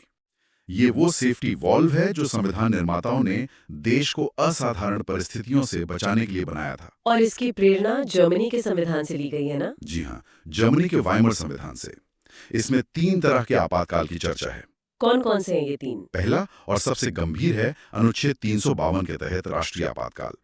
ये तब लगता है जब युद्ध, बाहरी आक्रमण या सशस्त्र विद्रोह से देश की सुरक्षा को खतरा हो। ये अब तक 3 बार लगा है। हाँ, अब तक देश में 3 बार लगाया गया है। 1962 में चीन युद्ध के समय, 1971 में पाकिस्तान युद्ध के समय और 1975 में। 1975 वाला आपातकाल तो आंतरिक अशांति के आधार पर लगा था, जो काफी विवादास्पद था। एकदम सही। और उसी विवाद के कारण बाद में 44वें संविधान संशोधन के जरिए आंतरिक अशांति जैसे अस्पष्ट शब्द को हटाकर उसकी जगह सशस्त्र विद्रोह यानी आर्म्ड रिबेलियन शब्द डाल दिया गया, ताकि इसका दुरुपयोग ना हो सके। बिल्कुल। और दूसरा आपातकाल? दूसरा है अनुच्छेद 356, जिसे हम आम भाषा में राष्ट्रपति शासन कहते हैं। ये तब लगाया जाता है जब किसी राज्य का संवैधानिक तंत्र विफल हो जाए। इसे राजकीय आपात भी कहते हैं। लेकिन राष्ट्रपति शासन का तो बहुत ज्यादा राजनीतिक दुरुपयोग होने के भी आरोप लगते रहे। हाँ, लगते रहे, जबकि संविधान निर्माताओं ने इसे एक डेड लेटर यानी मृत पत्र की तरह देखा था, जिसका इस्तेमाल शायद ही कभी हो, लेकिन हकीकत में इसका बहुत इस्तेमाल हुआ है। और इसके दुरुपयोग की क्षमता को एक और अनुच्छेद बढ़ा देता है जो भाग 19 में छिपा है। भाग 19? वो तो प्रकीर्ण यानी मिसलेनियस विषयों पर है। उसका आपातकाल से क्या लेना देना? यही तो संविधान की परतों को खोलने का मजा है। भाग 19 का अनुच्छेद 365 कहता है कि अगर कोई राज्य केंद्र सरकार द्वारा दिए गए दिशा निर्देशों का पालन करने में असफल रहता है तो राष्ट्रपति यह मान सकते हैं कि उस राज्य में संवैधानिक तंत्र विफल हो गया है। एक मिनट, लेकिन ये तो बहुत खतरनाक लग रहा है। इसका मतलब तो ये हुआ कि केंद्र सरकार किसी भी राज्य में अपनी मर्जी से राष्ट्रपति शासन लगा सकती है। आपकी आशंका बिल्कुल जायज है। यह अनुच्छेद 356 को लागू करने का एक और आधार दे देता है और केंद्र को राज्यों के ऊपर एक जबरदस्त शक्ति प्रदान करता है। और तीसरा आपातकाल? तीसरा है अनुच्छेद 360 यानी वित्तीय आपातकाल।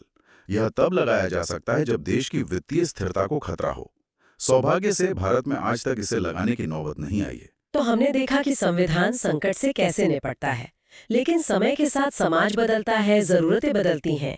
क्या संविधान में खुद को बदलने की कोई व्यवस्था है? और यही चीज हमारे संविधान को एक जीवंत दस्तावेज बनाती है। इसका जवाब है भाग 20 का इकलौता और शायद सबसे शक्तिशाली अनुच्छेदों में से एक अनुच्छेद 368। अच्छा, यही अनुच्छेद संसद को संविधान में संशोधन करने की प्रक्रिया और शक्ति दोनों देता है। पर क्या ये शक्ति असीमित है? क्या संसद पूरे संविधान को बदल सकती है? नहीं, यहीं पर न्यायपालिका की भूमिका आती है। प्रसिद्ध केशवानंद भारती मामले में सुप्रीम कोर्ट ने मूल संरचना यानी बेसिक स्ट्रक्चर का सिद्धांत दिया, जिसका मतलब है कि संसद संविधान के मूल ढांचे को नहीं बदल सकती। बिल्कुल, जैसे लोकतंत्र, धर्मनिरपेक्षता, शक्तियों का बंटवारा, इन सबको नहीं बदला जा सकता। चलिए, अब हम भाग 21 पर आते हैं, जिसमें कुछ अस्थायी और विशेष प्रावधान है। इसमें अनुच्छेद 371 है, जिसकी सूची याद करना हमेशा से एक चुनौती रही है। हाँ, रही है। लेकिन ये विशेष प्रावधान कुछ राज्यों को दिए ही क्यों गए हैं? ये सूची सिर्फ याद करने के लिए नहीं है, ये भारत की विविधता की कहानी बताती है। हर राज्य की अपनी खास ऐतिहासिक, सांस्कृतिक या भौगोलिक वजह थी। जैसे अनुच्छेद 371A नागालैंड के लिए है, ये उनके पारंपरिक कानूनों और भूमि अधिकारों की रक्षा के लिए था। अच्छा, तो हर अक्षर के पीछे एक पूरी कहानी है। बिल्कुल। तो इस सूची को याद रखने का कोई आसान तरीका है? आसान तो नहीं, पर एक क्रम है जिसे दोहराना पड़ता है। इसे ऐसे देख सकते हैं। बताइए। बिना किसी अक्षर के अनुच्छेद 371 महाराष्ट्र और गुजरात के विकास बोर्डों की बात करता है। ठीक है, महाराष्ट्र, गुजरात। फिर अक्षर शुरू होते हैं। ए से नागालैंड, बी से असम, सी से मणिपुर। ए नागालैंड, बी असम, सी मणिपुर। हाँ, डी और ई दोनों आंध्र प्रदेश से जुड़े हैं, खासतौर पर वहां की यूनिवर्सिटी को लेकर। डी और ई आंध्र प्रदेश। एफ से सिक्किम, ये बहुत महत्वपूर्ण है। जी से मिजोरम, एच से अरुणाचल प्रदेश, आई से गोवा और अंत में जे से कर्नाटक। वाह, ये क्रम तो याद रखना पड़ेगा। हाँ, मैंने तो इसे कहानी बनाकर याद किया था, पर वो थोड़ी लंबी हो जाएगी। तो अब हम संविधान के बिल्कुल अंत में आ गए हैं। भाग 22। इस महान दस्तावेज का समापन कैसे होता है? इसका समापन भाषणों से नहीं, बल्कि कुछ अंतिम औपचारिकताओं से होता है, जो दस्तावेज को पूरा करती हैं। अनुच्छेद 393 इस दस्तावेज का संक्षिप्त नाम बताता है, भारत का संविधान, द कॉन्स्टिट्यूशन ऑफ इंडिया। जी। और इसके लागू होने की तारीख? वो अनुच्छेद 394 में बताई गई है, 26 जनवरी 1950। ठीक है। हालांकि ये जानना दिलचस्प है कि नागरिकता, चुनाव जैसे कुछ जरूरी अनुच्छेद 26 नवंबर 1949 को ही लागू कर दिए गए थे। मजे की बात है, हमारा संविधान मूल रूप से तो सिर्फ अंग्रेजी में लिखा गया था। इसके हिंदी संस्करण का क्या हुआ? बहुत अच्छा पॉइंट है। सालों बाद 1987 में 58 संशोधन के जरिए अनुच्छेद 394 क जोड़ा गया, जो संविधान के हिंदी में प्राधिकृत पाठ यानी ऑथराइज्ड टेक्स्ट का प्रावधान करता है। मतलब अपने ही देश के संविधान का आधिकारिक हिंदी रूप आने में 37 साल लग गए। हाँ, कह सकते हैं। तो जैसे ही ये नया संविधान लागू हुआ, जो पुराने कानून थे जो ब्रिटिश काल से चले आ रहे थे, उनका क्या हुआ? उसके लिए है हमारा अंतिम अनुच्छेद 395। ये एक तरह से पुराने युग का अंत और नए युग की शुरुआत की घोषणा करता है। अच्छा। ये स्पष्ट करता है कि भारत के संविधान के लागू होते ही भारत सरकार अधिनियम 1935 और भारतीय स्वतंत्रता अधिनियम 1947 जैसे सभी पुराने अधिनियम रद्द हो गए, रिपील हो गए, और इसी के साथ भारत पूरी तरह से एक नए संप्रभु, गणतांत्रिक और संवैधानिक युग में प्रवेश कर गया। बिल्कुल। तो अनुच्छेद 1 से लेकर 395 तक इन सभी अनुच्छेदों के साथ हमने भारतीय संविधान की अपनी यात्रा पूरी की। ये एक शानदार सफर था, जिसमें हमने संविधान की हर बारीकी को समझने की कोशिश की। बिल्कुल। हमने देखा कि कैसे हमारा संविधान सिर्फ नियमों की किताब नहीं, बल्कि एक राष्ट्र के सपनों, आकांक्षाओं और चुनौतियों का प्रतिबिंब है। तो इस पूरी यात्रा के अंत में हमारे श्रोताओं के लिए आज का विचारणीय प्रश्न क्या है? आज जब हमने अनुच्छेद 368 यानी संविधान संशोधन की प्रक्रिया को देखा, तो ये एक गहरा प्रश्न उठाता है। संविधान की मूल संरचना की अवधारणा जिससे न्यायालय ने विकसित किया है, क्या वो संसद की संशोधन की शक्ति पर एक जरूरी नियंत्रण है ताकि संविधान की आत्मा बची है, या फिर ये जनता द्वारा चुनी हुई विधायिका के अधिकार क्षेत्र में एक न्यायिक अतिक्रमण है? इस पर सोचिएगा।